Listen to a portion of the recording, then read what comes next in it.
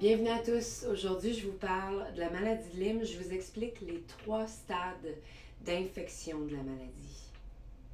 Le premier stade, c'est le moment où la tique nous mord et puis que la bactérie pénètre possiblement notre circulation sanguine. À ce niveau-là, il est possible, mais ça n'arrive pas tout le temps, qu'on constate certains symptômes. Ça peut être une réaction cutanée qu'on appelle l'érythème migrant. Donc, c'est une réaction en forme de cible qui grossit de plus en plus et qui entoure la morsure.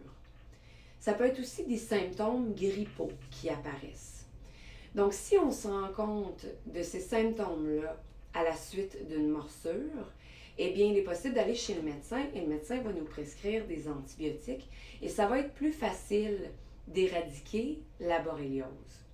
Mais si on se rend compte d'aucun symptôme, et ça l'arrive ça aussi, on passe à la phase 2. La phase 2, c'est le moment où la bactérie pénètre dans nos cellules, principalement dans nos tissus. C'est ses environnements préférés, principalement au niveau du cœur, au niveau du système nerveux et au niveau des articulations. Et là, elle est vraiment dans son environnement favorable à son développement.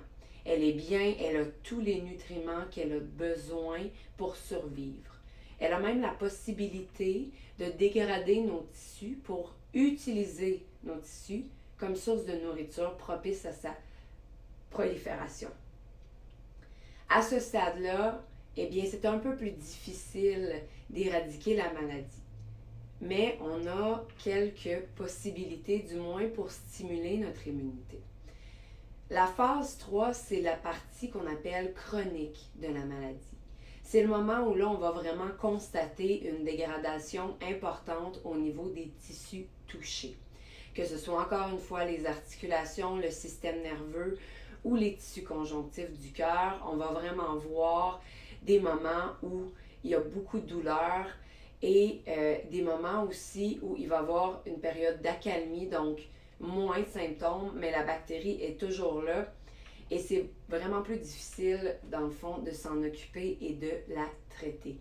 Donc, dans les prochaines vidéos, là, on parle de prévention et de traitement, comment qu'on stimule notre immunité, quelles plantes qu'on peut utiliser pour diminuer la prolifération de la borréliose. Alors, je vous dis merci à tous et bonne santé.